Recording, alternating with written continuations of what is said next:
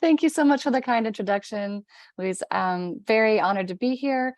I'm curious if there's anybody here in the group that wasn't here for our second session, just kind of the project kickoff. If you can either use the reaction emoji, you can kind of raise your hand like this is my first time here. Just curious if we have anybody that's new. Okay, looks like we have at least one person who's new. And no worries, like you mentioned, there are recordings that you can go back to and watch again. And even if you were here, still go back. I definitely covered a lot in the first session. So I can, I'm glad it was recorded because yeah, there's a lot there and you may not have caught it all as it was live. So, okay.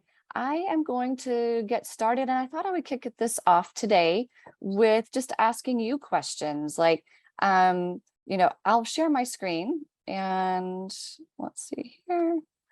And I'll kind of go through a little bit about what we talked about last time. So the goal of these sessions is to create a project. It can be really in your project, but we're using the foundation of creating a couple of screens for a coffee application, a mobile application.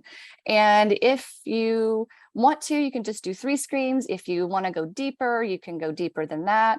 In fact, I find it's kind of hard to just stick to a couple of screens because even as I was working on this project to prepare for today, I'm like, oh, well, we need this screen and we need this screen. So, as a UX designer, you're like, oh, I actually need a lot more screens than I thought I did, even for a small thing. So anyway, I'm just curious as you work through this, if you are working along and perhaps even going to create a case study out of this.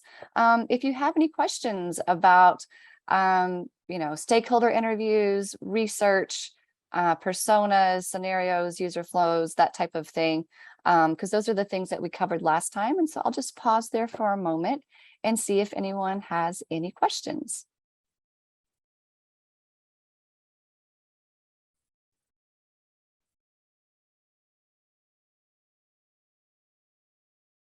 And I'm uncomfortable with silence, so I'm going to keep talking. Does anyone, I'll have the chat open at the moment. All my users want different things. Help. Yes, that's always what happens. And so one of the things that I do if I'm talking to different people, if you're actually doing interviews with people, how do you prioritize that? And there's a thing that we haven't covered and we don't have a whole lot of time to cover during the session, which is an affinity map. And we talked a little bit about feature prioritization last time, but if you are getting feedback from users and they all say they want to add, I don't know, maybe they all want a referral code. If you talk to 3 users, you'd want to mark that down 3 times, but only one person wants this one feature. So you can kind of learn to prioritize where you put your attention. So, and then sometimes you just take the middle path and you're like, okay, well, I can do a little bit of what this person wants, a little bit of what this person wants. So, how do we have access to that document? I will share that. I don't know, Anya, if you have access to this. So I'm going to just copy this and paste it into the chat. So copy link. I'm going to come back here and I'll paste this in the chat. And this this document is a living document. So I'm going to change it probably even for the next session, but it's pretty much put together, and it has some good links and resources for you as you go through this, and you can kind of see what's coming and look ahead. I see a lot of people joining. That's awesome. But yeah, in this document, it has kind of the workshop goal. It has our last week's session outlined with some helpful links and kind of what you could do in between that session and this one. And again, if this is your first time, it's okay. You still have time between this and the next session if you want to, catch up. I've made it as simple as I think I can make it, and then you can make it as complicated as you want. So you can go, little bitty app to big app. It's up to you on how much you dive into this. And maybe you just want to learn the designing part. Maybe you don't want to make a case study. It's really this kind of choose your own adventure during these sessions in these next couple of weeks. Today, we're talking about wireframing. And I have a couple of resources for you. In fact, at the bottom of this document, you might see some duplication of resources, but I'm going to be adding in resources as we go, as I think about each session. And one of the ones I wanted to jump in, since I think there's not a whole lot of questions there, actually, let me just show you an affinity map. Google is our best friend here, or Bing, depending on what you use, but or Safari, affinity map. And what is an affinity I'm map? sorry, Jill, we just have one question from Celia. Oh, yes. Do I need to change the users I'm talking to as well? Try to pick one type of person to talk to more. That is a great question, Celia. Thank you for asking that. So when we do user research, and I'm going to go back to the screen here. You know, you can talk to a bunch of different users, and you may or may not, you know, I think the thing you want to focus on is, do they drink coffee? And do they use an app? Actually, let me go back to our document, sorry. Because I have some of those questions in here, like who do we talk to? So ask 3 to 7 people about their coffee buying experience. Do they order via an app or in person? If an app, what app do they use? What do they like about it? What do they not like about it? How would they like to make it better? And what do they usually order? That way you can kind of throw that into your user flow and kind of make that, you don't have to like pull it out of the thin air. You could also be your own user if you're not talking to people. But generally between 5 and 7 people, and then you can create a persona for one of them or for each of them. But typically when we do user research and talk to different audience members, we tend to take the highlights from each one and kind of bundle it into one persona is typically how you would do it. And that way, you know, you've captured all the pain points, all the goals, frustrations, that type of thing. So it's really up to you. There is a rule of thumb. If you talk, you're probably going to start to see, I guess it depends. If they all use the same app, you're going to start to see the same things after about talking to 3 people. But around 5 to 7 is a good number of people to talk to if you're doing user research, especially if they're your target demographic. But it's really up to you. You could talk to someone who's busy. You could talk to someone who's on a budget. Like there's different ways you could look at it, or you could talk to people that all are similar in the fact, again, that they either love the referral codes because then they get a discount, or they all want to add extra toppings or extra things to their drink. So you can bundle them into one persona, or you can create a couple of different personas if their goals and needs are different, like different enough that it warrants a different persona for them. Does that make sense? I'm just going to open the chat up and see here. Okay, awesome. Thanks. Yeah, great question. So let's look at affinity maps for just a moment, and I'm just going to go to Google and I'm going to go to images. And so I think this is pretty good. You know, again, you get the idea, and I'm going to, you know, Post-it notes are great, but if you don't have Post-it notes and you're doing it virtually, I've even used Trello. I don't know if you're familiar with Trello. It's a project tool. Maybe Anya, if you can add a link to Trello in the chat for them, and I'll be sure to add it into our document here. But you know, I've card sorted with Trello. Maybe I don't have headers in the beginning. So this one has timing, focus, attendees. This one, what does it have? Let's zoom in a little bit here. Communicating work, viewing work, browsing work. I don't know if y'all can see this, but basically, you know, you ask people to give you certain things, like if you did a survey, and you could have each survey answer kind of go into a bucket. And this kind of helps you prioritize. And this is what I mean, if everybody wants a referral code, or if everybody wants to add multiple mixes and flavors into their drink, or if they're in a hurry and they want to order ahead. So you could do an affinity map like this and document each time you hear it, because the bigger the grouping. So check this out. This is a much bigger grouping. I'm not sure what this is about. Oh, this is another great this is another great site. Let me link this in here. This has a lot of really cool collaborative games for teams. and to get to good solutions. So I love game storming. I even have their book.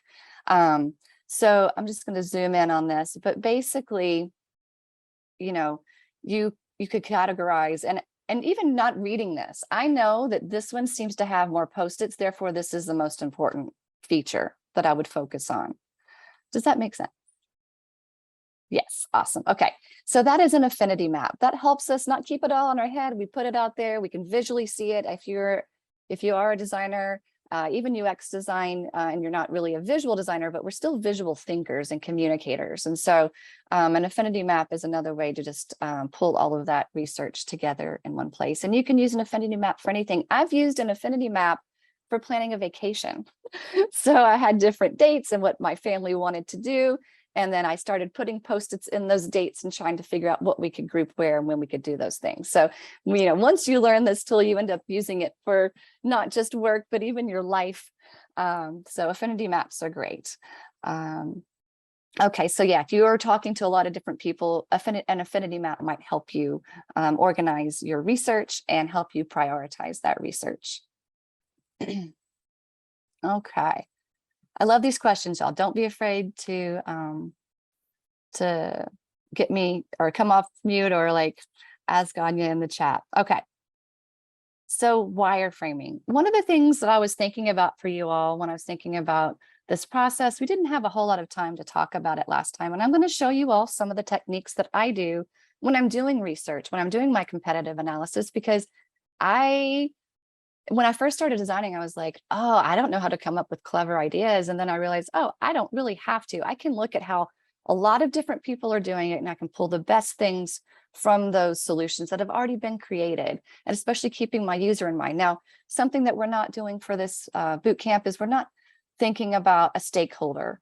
A stakeholder might be like, well, we need new customers, and therefore a referral code might be in there. Or if we want people to not only order their drink, but also order some food. So, you can think about business goals there. Those would be stakeholder goals, perhaps.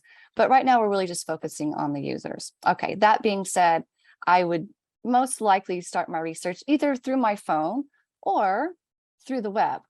And I think some of y'all are seasoned and some are new. I don't know how aware you are of this, so apologies if you know this, but I think this is one of the best things in my research. So right now I'm in Chrome, and I've gone to this little like a kebab menu basically, and this one, and if I go to more tools, and if I go to developer tools, I can come in here and I can choose what type of device I'm on and what size it is. And if you do this on your screen, it might look a little bit different, but this is how I have mine arranged. But right now, this is on a phone that is 342 by 902. And you can even go here, you can even look at different sizes here. So if you don't have, like if you go deeper into UX design and you need to design not only for the iPhone, but you need to also design for, a Galaxy Fold or something else, you can see what that would look like on those devices without having to have those devices. So I love this from a design perspective, especially if, maybe my phone is doing something else and I just want to go from the web. Definitely mobile web will be slightly different than an app because of how the navigation typically works, but this is a good foundation. So here I am on a mobile site, and I'm just going to go back here. And I went to the Starbucks site because everybody knows Starbucks, and I'm like, okay, let's look at what the industry kind of leader in coffee is doing. And this is through their mobile web. Again, you might want to do this through your phone and take screenshots that way. But so here I am, I'm looking at this homepage, and I have in my browser, I have this plugin called Awesome Screenshot. And so if I tap on that, I can go and I can choose, and there's a free version. I think I'm doing the paid version just because of how much I do this. And I'm going to screenshot the full page. So I'm just going to hit that, and it's going to scroll through, no hands. It's screenshotting it for me. And I can scroll here. Now I have the entire homepage, the entire landing page. And if I want to, I can annotate this. I'm not going to, but if I'm doing a lot of research and there's certain things I want to highlight, actually I will. Maybe I really like how they did this first call to action here, like what is this piece? And I can now hit done, and I can create a link or I can download this. And so I've already done this, and I have a folder for you all that I'm going to share. I think I've shared parts of it, but not all of it. So let me go here. So here's Calgary.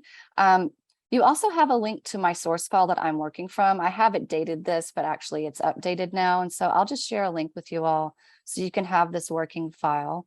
Let me go to the chat really quick. And here, there we go. And so now you have my working file. It'll be different as we wrap up today. So this will be updated as we go through our sessions. But I have my screenshots here. And so I took a bunch of screenshots, really long pages, check those out. But I used Awesome Screenshot to do that. Now, it's not perfect. I'll zoom in because this is floating here. Whatever, it doesn't bother me because I get the gist of what's there. And I'll just show you some of these other screenshots that I took. So, this leads up to the wireframing bit, because typically what I would have done is I would have talked to my users. I would have understood the user flow of what they're doing and how they order. I would capture that through talking to my users. And I might have a different flow for different users, different personas even. And then once I get that flow, I can start thinking about my screens and my research and my different apps. Now, I've only done Starbucks. Ideally, you would do at least 3 to make your comparisons. Again, I recommend any type of food ordering app. And so what I did is I just did my screenshots, and check this out. I'll show you all. And I'm going to delete this, but because it's already in here. But if I take all of these and I plop them in, it's going to automatically drop them in to my file for me. And this is good because what I'm going to do next is that I am going to start designing my wireframes. I know what I like from these different screens. And I'm going to pick and choose what I end up designing for my project here. I did some really rough hand sketches. This is my lovely sketching. I did this also. Hand sketching is an important part of the process because you can get stuck in a tool. You can get stuck with, well, how do I draw this? How do I create this? Let's let you get ideas out quickly. So this would be, my sketched wireframes right now. And then I would go in and I would start doing low fidelity wireframes.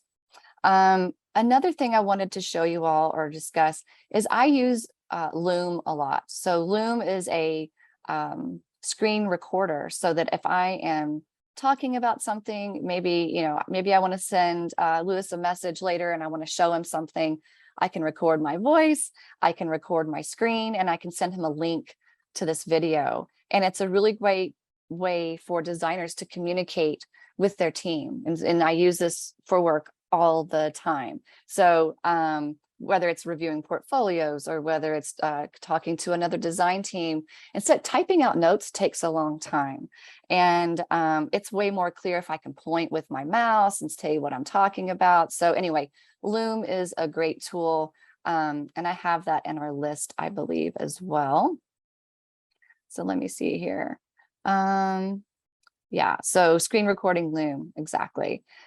What else? I think that was what I wanted to show you all with how I grab my screenshots, how I put them inside of XD. Again, I might take some from my phone and I'll put them in that folder as well. I keep Dropbox on my phone and a Google Drive, depending on how I'm saving things. Or if you are using a Mac, you can do AirDrop to bring those in as well. So that's how I bring in those artifacts, because again, I don't want to reinvent the wheel. And so as I'm thinking about low fidelity wireframes, I'm going to take a look at, okay, well, what is my user flow? And in this example, as a user, I come in, I tap on the menu. I could even show the home screen if I wanted to, and kind of have that as a beginner. Again, because we're going to talk about high fidelity and prototyping. So if you do want to get into the prototype part, having multiple screens will be helpful. And Right now, I'm just working on my menu. I'm literally going to copy Starbucks for this example, but you would be pulling in your research of what you think is important to have. Now, if you haven't done research, again, just find an app that you like and recreate it. In fact, if you are also working on visual design skills, bring this in to an artboard, and let me show you all how I created that artboard, and then draw on top of it. You know, I can lock this layer, and then I can literally start drawing on top.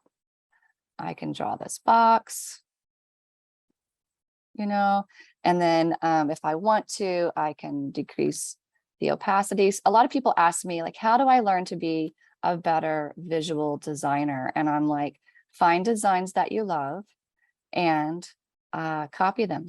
Practice whatever tool you're using. Recreate, pick a screen, you know, this one, menu. And I'm just going to do this, beep, boop, beep, boop, beep. And I'm going to go here. Now I know I have a couple of other pieces that I want to create. So now I'm getting into kind of the tool itself, but also how I would go about recreating this. Now I can also come in and create my own, and I'll show you where I got this in a moment, but I'm on a roll here. So in this tool, Adobe XD, I have a thing called Repeat Grid, and I can turn that on. And when I do, it's going to repeat that for me. Because how many do we've got? 3. So I only need 3 of these, and I can come in here and I can adjust that.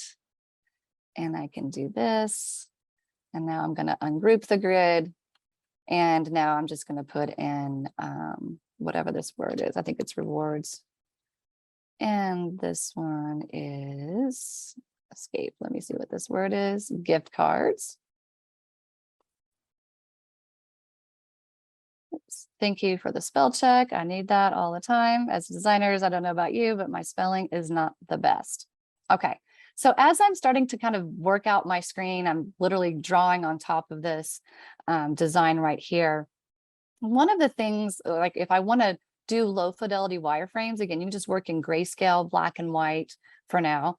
Luckily, this is kind of black and white already in this example, but I wanted to bring up some other tools that I use. So at least in Adobe XD, I have a couple of different libraries I can go to, and I'm going to go here.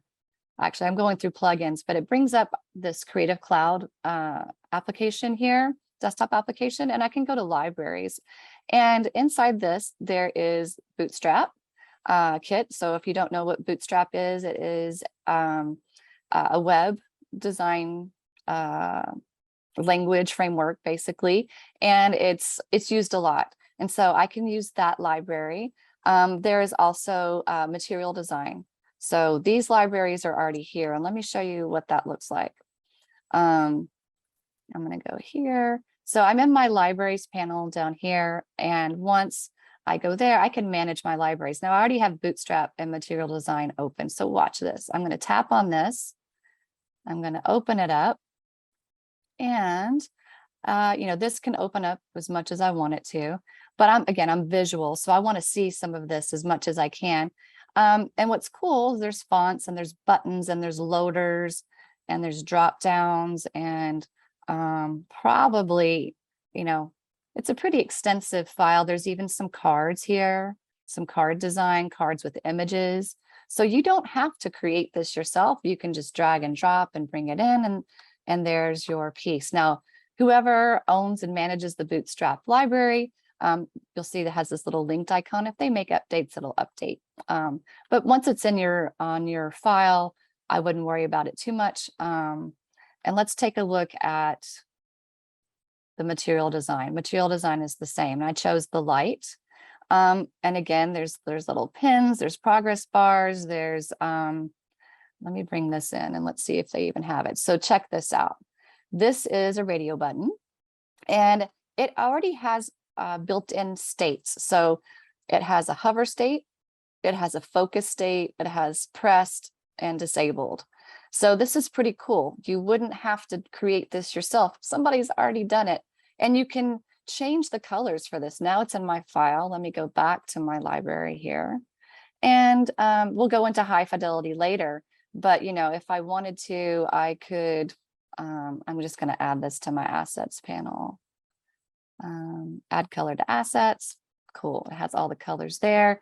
But, you know, maybe I want to do kind of this gray color right here. So while this is selected, I can choose this. And I'll turn this on. And we don't want that. We want this one, actually. We want this one. And I'm going to adjust this color a little bit. So I can adjust the color however I want while it's here, you know, and maybe I want to do, let's say, black and white. So that's cool. But I could also adjust it through here. So if I wanted to, I can edit and I can adjust this color here. I'll hit enter. And I think my computer might be lagging a little bit. And let's see, let me go here and let's go here. And there, it changed it automatically. So I can leverage this assets panel to change colors throughout my entire file here. So that's a little glimpse into kind of libraries that are already created, as well as how you can kind of control what's there with your assets panel and things like that. So if I want to change a singular instance, I'm going to use this color palette here. If I want to change all the purple everywhere on this board, I could do it that way. I'll do that one more time because I think it's kind of cool. I'm just going to bring this in again. And now I'm going to change this color and edit. Actually, before I do that, I'm going to highlight on canvas. There's that one. And I'm going to edit this color. There we go. And I may have changed this somehow, so that's why it's not copying over. But anyway, you get the idea. And I can even select this now and select black, and it's going to change it. Okay. It's probably not going to change all of the other states, so you would have to go through and change them. But again, I didn't have to create that part myself. And I think I'm getting a little ahead of myself because I got excited about showing you these libraries and what's there. But there's a lot of great stuff out there. Another thing that I think is helpful in creating wireframes, there is a plugin called Quick Mockup, and I have a link to it in our Google Doc there. And if I go to templates here, now this is more for marketing sites, but they have desktop and mobile, but there could be elements that you use from this. And I love this because it is very much like a low fidelity, you know, wireframe, because when you're designing in the beginning, especially if you are doing a marketing site, even software to a degree, clients can often get hung up on color and typography. And what we really want them to get hung up on is the content, placement of content, how are we telling the story, that type of thing. And so I literally will use Quick Mockup, and I'll go ahead and I'll bring all of these screens in, and I'll show you what happens there. If I tap this button, it's going to automatically create this particular screen. And I don't have to use all of it, but I can use elements, you know. Maybe I like the way that this, you know, this is done. Maybe I just want this circle image, you know, maybe I want, you know, maybe I like the way this is grouped.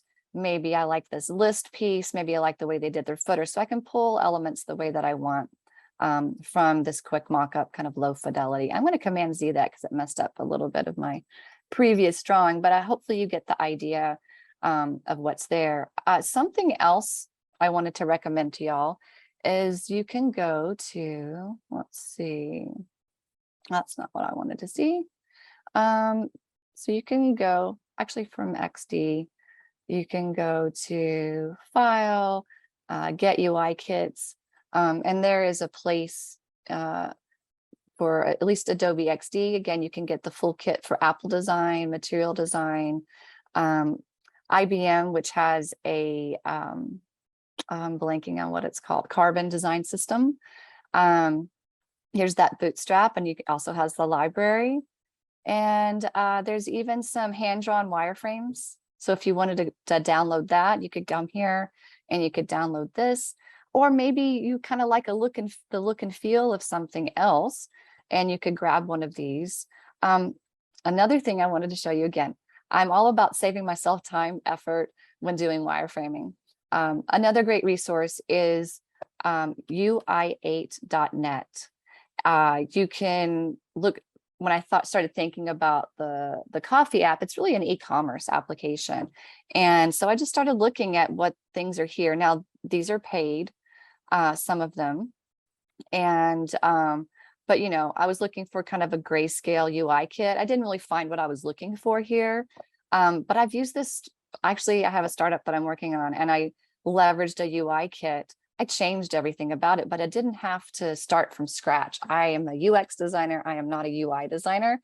But if I have something that's already started, I can work from that. Another place that you can look to would be Dribbble. There were some low fidelity wireframe kits there as well. So yeah, a lot of stuff, a lot of people have done this kind of work for you already, so you don't have to do it. And even Behance, which we'll be talking about even later in our workshop series. But if I search and I can do XD mobile app, and I can say projects with source files, and all of these projects have source files. So again, you might find bits and pieces that you like from certain different apps or kits that that people have already created, and you can download these. So anyway, and then one other place that I wanted to recommend is ThemeForest. ThemeForest has a lot of kits, depending on what you're looking for. My search was based on, UI templates, Adobe XD, and then I just chose retail. So again, a lot of things here. These are also paid. So ThemeForest and UI8 are paid oftentimes, but you can get free ones out there, maybe through Dribbble or Behance. Or if you all know of any other resources, feel free to share those with your colleagues here today, so they can leverage that knowledge as well. Okay, so I shared a lot of resources so that you don't have to start from scratch and when creating your wireframes. So let me talk a little bit more of how I would go through this and start working on my wireframes. Again, this is from Bootstrap. This is where I got this piece. And let's go back to my library here. So I have my, and I have this locked. Let me just move it for a second, unlock. I don't need that screen anymore. I know I might need a button at some point, so I pulled that from the material design. Let me zoom in a little bit as I want to create this button, but you can also create this button from scratch. But let me pull theirs in for just a moment. So what does pressed look like? Focused. I'm trying to decide if I want any of these pieces. And honestly, I think I want to just create my own, but I love that they have all these things already there. So again, don't have to reinvent the wheel. But I do want to recreate these buttons right here, and I can just draw on top of it. In fact, let me start here. I'm going to just draw a rectangle, and I'm going to zoom in a little bit. I want the outline to be black like this. And I have little handles here, and I'm just going to bring these in. And now I have kind of this pill-shaped button, and it's already looking pretty good. Like, you wouldn't know that I just literally created that. And then now I'm going to add in some text. So I'm going to do sign in. In fact, I want the same size they have. Right now, mine is really big. Escape. The default text in XD allows you to kind of grab the bottom. And I'm just going to change to my selector tool. And I can play with this a little bit more. I don't even know what I'm using. Yeah, I'm using Adobe typefaces right now. Close enough. And then I'm going to put this on top of the button. And I'm going to group it. Oops. Where'd you go? Okay. This and this. I'm going to have them both selected. I'm going to go to my layers panel here. Notice how these two are highlighted. And I can group this a couple different ways, and this works the same in almost every tool. But Command G is what I'm going to use, but I can also press this button here. So now my button is grouped. So now when I move it around, those pieces are there. I'll bring that over. And I see a line. They have like a little horizontal line here. I'm going to do that. And a lot of times, as I'm kind of painting here, a lot of times, if you're looking for work in a specific field and a company works on a specific product, I've known people to get noticed by creating something like a Medium article and creating an improvement for the product and get recognized by that product team. So, you know, if you have a passionate industry or vertical that you want to work in, do a passion project for it. You know, go ahead and create something inside of that vertical, and it could get you noticed. So, all right, now I want this join now button, but honestly, I'm going to go ahead and I'm going to jump into something called states. You saw the states with the button before. I'm going to turn this into a component. And a component is just something that can be reused over and over again. And if I were to change it later, it will also change. So right now, this is my main component. You see the little green diamond there. This is an instance of that component. And watch what happens. Now, if I change this main component, it is going to change this other one. So that's what makes this really useful. So early on, when I'm designing anything, if I know I'm going to reuse it later, I'm going to turn it into a component, even at grayscale. I'm sorry, Jill. Yeah. I'm so sorry. We just have a question from Celia. How do you drag out to get the second button? Just drag, or is there also a key command? Thank you for that question. Yes. So if I click on this, I can hit my Option key. I'm on a Mac, and it will automatically create another one. You can also do Command D again on a Mac, and it will duplicate it. So I can create a bunch of these just by Command D. And if you remember what I did earlier, I used the repeat grid. So you could also use repeat grid to create repeated buttons. In fact, I'll do that right now.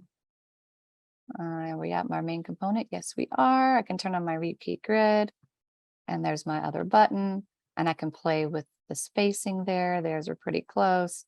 If I want to get super technical, you know, I can bring these over the top here, and I can play with this spacing in between. I am going to show y'all something else here. I'm going to show y'all a couple different things. So when I'm done with my repeat grid, normally I turn it off just for that way I can work with individual elements. So I have my repeat grid and I turned it off. I want this join now, but I'm going to work with my main component here. Let's see here. So because I made it. Sorry. Oh, yes. We have another question. Okay. From Joe. How Yes. do you create the component? Sorry, I missed that part. Yeah, that's totally fine. If we can just again. Thank you so much. Yeah. In fact, I'll start over. Right now, I'm just gonna say ungroup component. So now it's its own thing. It's not a component anymore. In fact, I'm gonna delete this one. Delete. So this is my library here, and this is where all my components live. And these are the ones that I dragged in. And just ignore those for now. But here I have my sign in, and is it even grouped? I need to regroup it. Actually, before I regroup it, I'm going to make sure it's centered the way I want. So I'm going to use my alignment tools here, and then I'm going to group it. Now it's grouped. And now that these two are connected together, I'm going to turn it into a component. So over in the right-hand side, this is our properties panel. And if I just hit this, this is components. And there's even a little tooltip here. So, and it will take you to some Learn materials if you want to learn how to create components. I love the little animated, I call it GIF. Some people call it GIF. But that's, again, how and why you would use components in the first place. Again, just to kind of save yourself the headache again of not creating the button over and over again. And if you know later, hey, I actually want to make square buttons. I don't want rounded buttons. It's going to change it across. So now I'm going to add a state to this. I'm sorry, Jill. Just one more last question. Of course. From Yutong. How do you identify the master components without hover over all the items to check the diamond on the left up corner? That's a good question. Honestly, that is how you find out that it's the one. But let's imagine I go over here. I'm actually going to delete this. It still lives in my assets panel though. and I'm going to drag it in. Now notice when I drag it in, I want it over here. When I drag it in, notice that this is an instance, but if I want to edit my main component, I can right click on it and I can say edit main component, and it'll bring my main component there. If it's not there, it will take me to my main component. So if I'm like, let's try that experiment and make sure I'm not telling stories over here. So this, and if I say edit main component, it's going to take me straight to that main component. So I can find it that way. I think I deleted these, but I can also go here. If I want to see where all of my the components live inside of my file, I can say highlight on canvas. That one says 0 instances. I know because I deleted it. And because I don't need it anymore, I might as well delete it from here. But this one we know has some. And so I'm going to say highlight on canvas. It's going to give a little blue outline, and I'll zoom out. And notice these both have the blue little outline. It's showing me these two are related to this component right here. I can do it another way too. If you're working with a really large library, I can, let me just, well, it's not large enough for me to hide it, but if I right click here, I can say reveal component and assets, and it'll auto scroll me to this component right here. So you can look for it a couple different ways. You can look for it from the component instance itself, or you can look for it from the assets panel. Did that help answer that question of how to find your components? Excuse me. Yes, thank you so much. Yeah, I love it. Keep them coming, y'all. I love the questions. I'm paying attention to time right now. This goes a little bit into kind of our prototyping, sort of, but you know, I want to create this join now button. So I want to work with my main component. Now there's another feature in XD called stacks over here on the right-hand side. So I'm just going to focus on that. I use stacks all the time. So I'm just going to turn stacks on, and I'll show you more later about stacks. But now with stacks on, I can come in here and I can edit my state 2. Now I'm in the state 2. It's a blue highlight here. And what I'm going to do is I'm going to make the background, I'm going to make this fill. I'm going to double click here. Now I have my button, the background. I'm going to change this fill to black. Okay. And click. And then now I'm going to double click and get my text. And I'm going to change that to white. And if you know the hex code, you can always tap those in. Something else I also do as I'm designing is, you know, I'll come in here. If I know I'm using a color over and over again, I'll just add it to my color palette. And this fill, I'll tap here and I'll add it here. I can also, if I'm sure I'm going to use it throughout the entire file, I'll eventually add it over here into my colors. Okay. So now I have sign in, and this actually needs to be changed to join now. Watch what happens. Watch how now, because I have stacks turned on, it's going to automatically adjust the size of my button, which is really cool. And so this is an instance, and this is the main component. So now I have my default state and I have the second state, and I'll just call this filled. And here, it also, the state carried over. So anything I do to this main component will carry over to this one. So buttons you're for sure going to use over and over again inside of your design. And so that's why I'm like bringing up components now. So let me convert this back, and this one's going to be the filled, and this one's going to, I'm just going to play with spacing a little bit here. Oops. Here, I'm going to bring this over. So now I have my 2 buttons there for my menu. I'm going to go through and I'm going to do the same thing for all these other screens. So this is my kind of like, I'm going to rename this artboard. I'm going to call it menu. And this one, if I create an artboard for it, and probably what I'll do now, I don't need this menu anymore, is I'm going to duplicate. So I can click the Option key and bring this over, or I can Command D and it will automatically duplicate it and put it to the side. And I can, once I've created something, I know I'm going to leverage it again, I just duplicate. And I love having my screenshots side by side, because now I'm going to start working on this, because I want to focus on the drill down. You tap on the menu, then you get to the menu, then you get all the products. Once I get to all the products, this is the menu page, right? So here's the menu. It has the title menu on it. As a UX designer, you always want your users to know where you're at. Again, this is mobile web. If it's an app, you're going to use a nav tab bar at the bottom. But notice this is the progression: menu and drinks. If I tap on hot coffees, it's going to take me to this screen.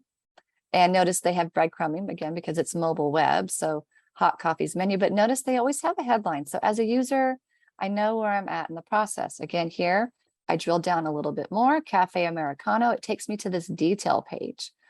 And on this detail page, I can see the different sizes. I can see the different customizations and all the things that are available to me. If I go deeper in the process, again, for you all, you really just need to do, you could do the menu page. You could skip this one if you want and go straight to a detail page, or you can follow the full progression and create some pages there. If I want to go to more of a success screen, if I were to say add to order, it's going to ask me where I'm at and which place I want to select it from. And then here's my order, asking to review and then continue. Now I got stopped here because I don't have a Starbucks account and I didn't want to create one. But I did find this online. What does the success screen look like? And I also found what their nav bar looks like. So I used a Google search and I literally came up with this documentation. So I looked up order success screen Starbucks. I found this screen here, and then it came with an article, which is kind of cool because it's like why the Starbucks app design is perfection. So, you can take a look here about why they think it's perfect. And again, you don't have to download the app. There's so much online these days. And, I wish this existed as much when I started. It was not the same for me. But yeah, Google is your friend here, or, a browser to find the screens that you might be looking for. So again, I would just I would be picking and choosing what I liked from my competitive analysis, the look and feel, or the features, and I would just wireframe those out.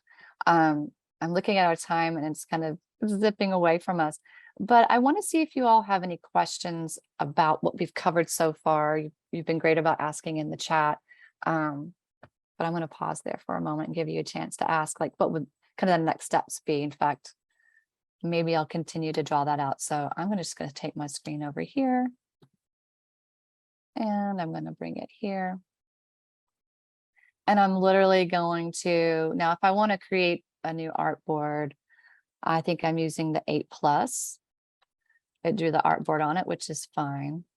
I'll bring this over. So this is an 8+ size that I'm looking at here. And I would start to recreate this. So one of the things I wanted to show you, again, interrupt me if you have questions. Another tool that I like to use is a plugin called Icons for Design. So if I open up Icons for Design, I want to look for a hamburger menu. Oops. Hamburger. Nope. Let's do mobile. Let's do menu. Let's see what comes up. Here we go. So all of these are here. A lot of these are open source, but you can see, there's usually a little bit of information. You may not always want to use these in production, but it's fine for wireframing, and it's even probably fine for high fidelity, but I'm going to leave that to you all to see, the usage rights here. You can even go to Icons for Design website and they'll talk to you about it. In fact, maybe they say that's just manage plugin. Okay. But I'm going to drag this in. Oops, menu. Where did it put it? Kind of puts it in a weird spot. I'm going to exit out of that. If I tap on my artboard, it's going to bring it here. And so one of the next things I would do if I'm wireframing is I'm going to, bring in my hamburger icon, my hamburger menu. I'm going to draw this line here for my menu. And I may just create a placeholder for my little logo. And I'll just do the fill with gray a little bit, so we know that that's supposed to have a logo there. And then what I'm going to do is I'm going to convert this. I'm going to group these pieces together. I'm just going to drag and select them, and I'm going to group them, and then I'm going to turn them into a component.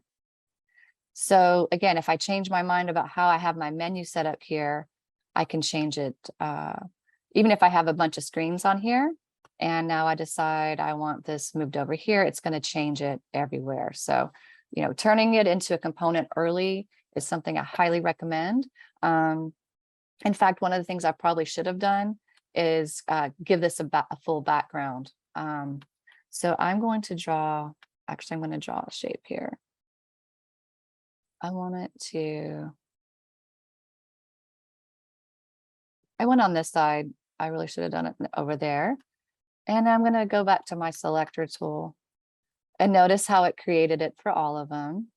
And I'm just going to move it to the back. I used a keyboard shortcut. If I click on a Mac, Command Shift and the left bracket, it will move things backward in my layer. So I'll show you it, and I can move it forwards in my layer if you watch this. Notice how it jumped up to the front, and now I'm doing the left bracket and it pushes it all the way back. You could also drag. Now, when you're working with components and you add in something that's new, you want to make sure that you're drilled into your component when you add it there.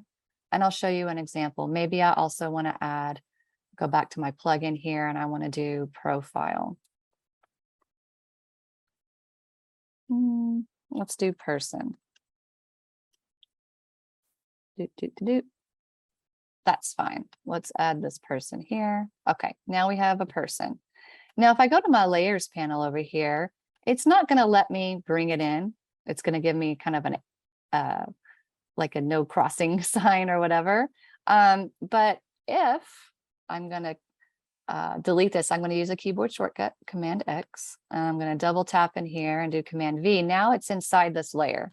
That's my workaround to get it back into a component state. So if you want to update a component later on and add another element, that's what you would do. And if you missed that, you can watch it again on the recording, because I know we're getting close to time. But anyway, working with components to build out your wireframes is great. Working with repeat grid, I'll just do one more thing for y'all. You know, I would definitely use repeat grid to create, if I wanted to recreate this experience here, and I'm going to have some text, and it's going to say hot coffee. And right now my text is white. I want it black. Beep, boop, beep. Escape this. I want it black. There we go. And I want it a little bit bigger. I'm going to bring this over here. This is here. Not perfect, but I think for the sake of the demo, it's pretty good. I want to group these together right now. And I'm going to bring it up here. And then I'm going to turn on my repeat grid. And I'm going to have my full menu again. And I can create that padding and spacing in between. And I can play with that here. It did pretty good. So I'm not going to mess with that. And then I'm going to ungroup my grid because I don't need it anymore. If I decide I want to play around with it, I'm going to turn on stacks. And so if I turn on stacks for this, and I hope y'all don't mind staying just a little bit more, this will be cold. Jill, we have a question from Joe. Okay. How do you make sure everything is aligned and spaced right? Oh, good question. Let me turn on stacks real quick. I'll answer that in just a moment. So, and when you do the repeat grid, it's automatically gonna keep it aligned, so you don't have to worry about it there. And with the stacks feature, watch how I can move this around, and I can move my menu elements around really fast. So this is super helpful in my design piece. If I want to have a bunch of elements, and I'll just take them over here, and I will turn off my stacks and my padding, and I will ungroup it all. They're all by themselves. I would probably use like, some things aren't fully lined up, that type of thing.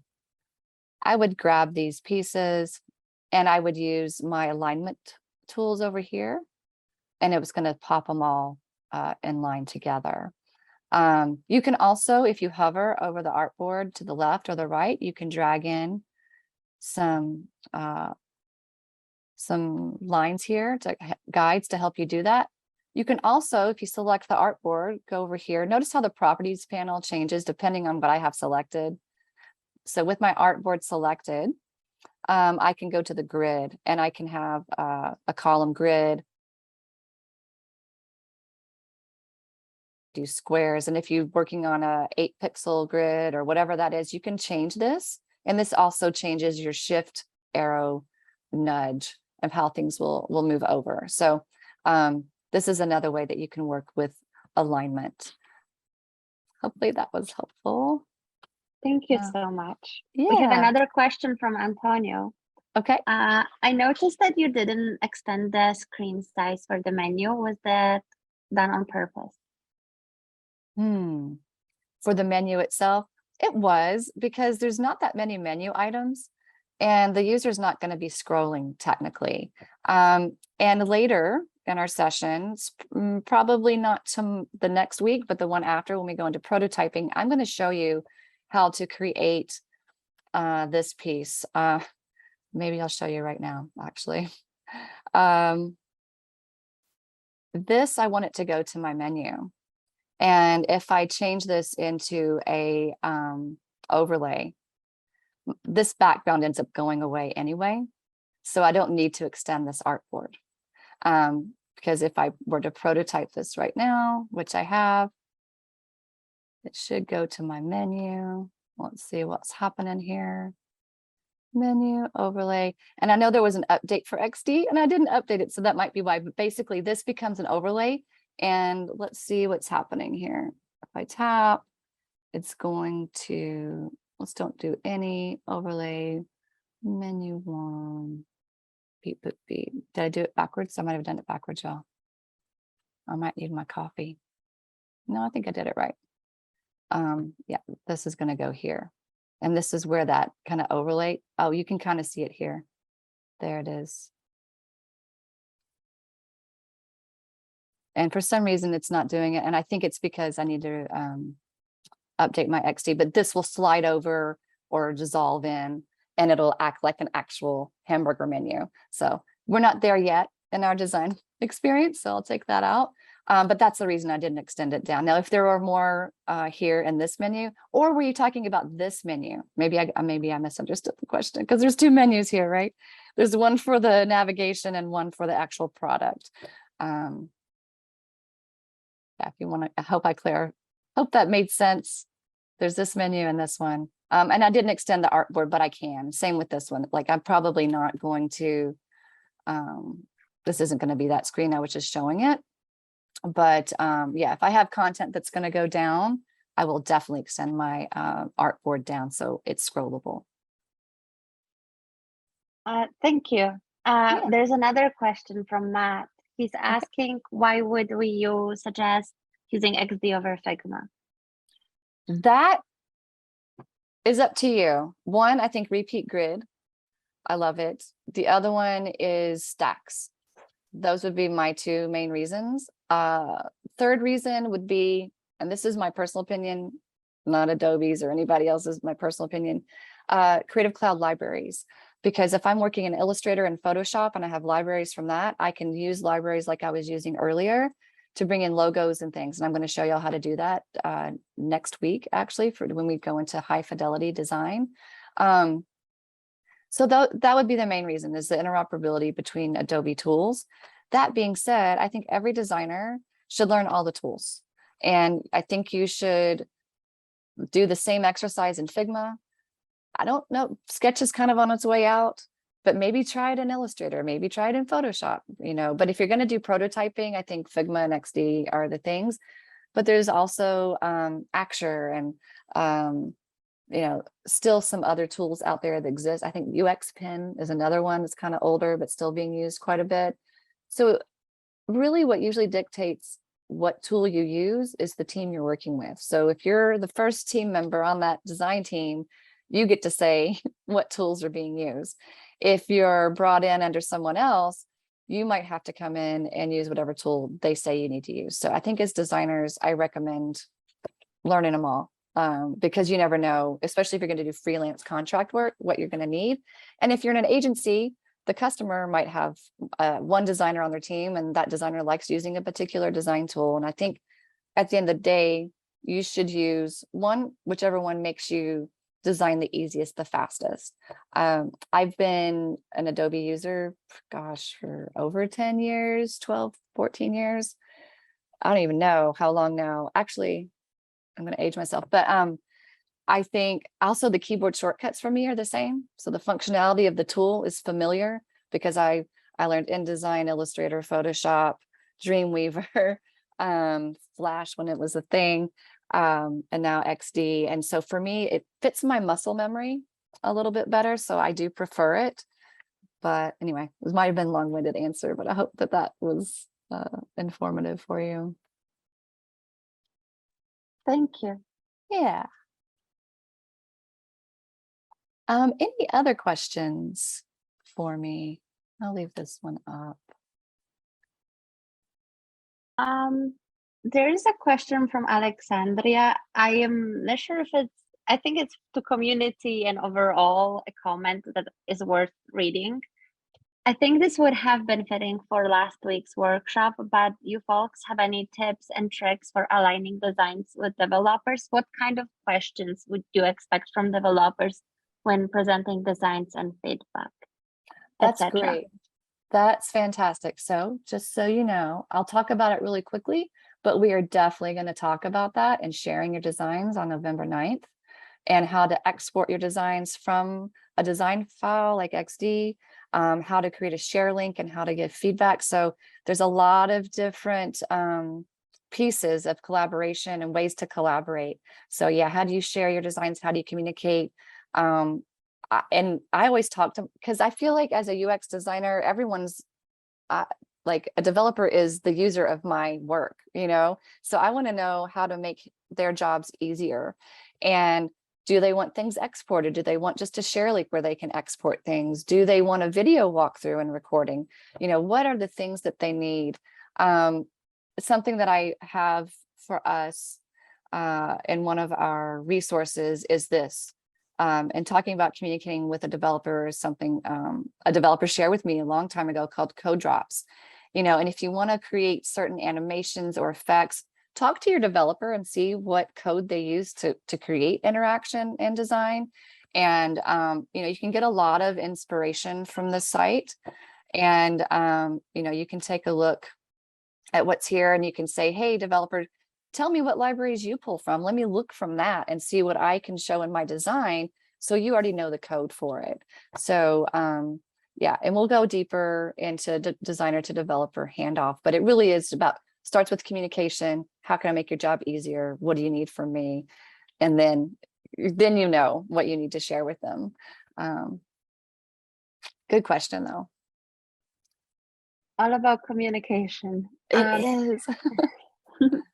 I see that Greg, it's not a question, but Greg had a great comment. I know highly paid UX folks that don't do any UI design. Prototyping is all paper. They got into the field 10 plus years ago, though. There seems to be a real emphasis on high fidelity prototypes these days. Yeah. And you know what, again, I am not a UI designer, but I'm a really good forger. I can copy anything. So as long as you know the tool and you know the design you like, copy it. Like, again, one of the startup that I'm working on right now, we took a little inspiration from Instagram. We took a little inspiration from Eventbrite. We took a little inspiration from Foursquare. Like we pulled the parts from the apps that we liked that provided the interaction that we wanted for our users.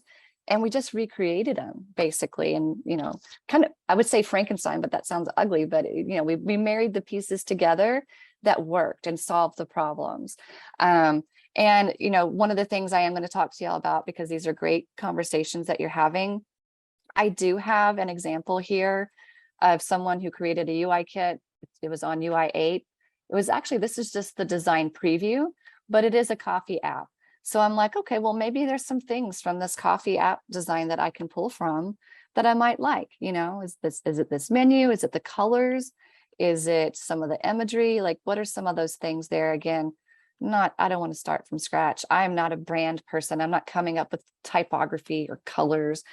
From a usability perspective, I'm thinking about typography and colors, but I'm not thinking about it from a brand perspective. And I think it is hard because a lot of places, depending on how large the organization is that you might be working with or for, you might be UX and UI designer, or you might just be the UX designer. But you still, if you're working with a company that already has an established brand, hopefully they have a library so you can pull those elements in and you don't have to worry about creating those. In fact, we're talking about low fidelity wireframes. One of the things that I think is really helpful is if you do have a UI kit or a design system to work from, you don't even have to wireframe in low fidelity. I would only really wireframe in low fidelity, one, for speed, but also brand new concepts. If I have a design that I can leverage that's high fidelity, I'm going to leverage that in my early wireframes. So, but for the sake of this workshop, I wanted to talk about low fidelity and why low fidelity can be important. Again, even if it's an established brand, grayscale still might be the best way to go. But, my hope for you all for the next session, I'll go back to our sheet, is that you work at least on a couple screens, create low fidelity wireframes of at least 3 screens, perhaps the menu listing results, the menu item detail screen, and an order success screen. Depending on your work and life and busyness, the 3 screens will kind of help you get there. But again, you can take it as far as you want. That's up to you.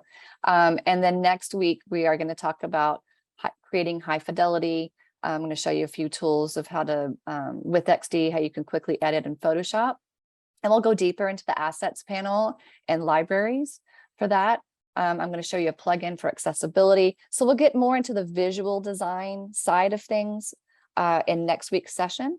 But ideally you have a low fidelity, even medium fidelity wireframe that you can start to work with very quickly. And I think, most design tools have something like this where you can have symbols or components that you can leverage, as well as kind of the assets panel, so that you can change colors and character styles across the entire design, every artboard, without having to go into each one or copy and paste, that type of thing.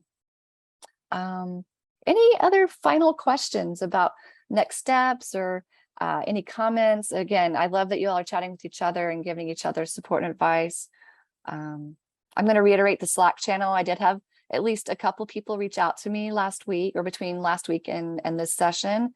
And I'm very happy to answer any questions between now and then as you come across.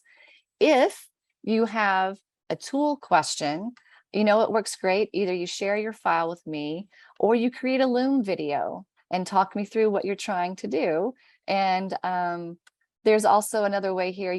I can give you my Adobe ID and you can invite me to your document as well. So we can collaborate asynchronously if you're having trouble with anything in the wireframe. So yeah. Louis or Anya, anything else that you would like to chat about or cover? Let me check my list, make sure I covered everything too. Well, the first thing I will say is inviting everybody to learn the concepts that Jill shared. You have no idea how much work you can save out of that. For anybody that is still in the profession and coexisted without really components, without the repeat read, without the stacks, I cannot tell you how valuable it is and how horrible it felt when a client asks you to make changes Friday night because something needs to be on Monday and you need to go to 50 flows. That's not fun. So please, guys, now the technology is here, the knowledge is here. Please take advantage of anything that you can offer you, because frankly, this could be a real life saver, guys. Life has time, life has energy. We have much better things to do than changing pixels. Please, guys, take advantage of this. Yeah, same thing. If you have an opportunity, please say thank you to Jill. Thank you. Say thank you. This is amazing. It's really fantastic. Thanks everybody for joining in. This was amazing. I think we have 27 people on right now. That's a great group. And I love to see this community supporting each other. And again, hopefully you learned something new, even if you're seasoned. And if not, hopefully you're here supporting the rest of the community here. Thank you so much for your time. And thanks for those that were able to turn on your camera. I do like seeing your faces. And I look forward to seeing y'all next week. And let's stay in touch via Slack channel between now and then.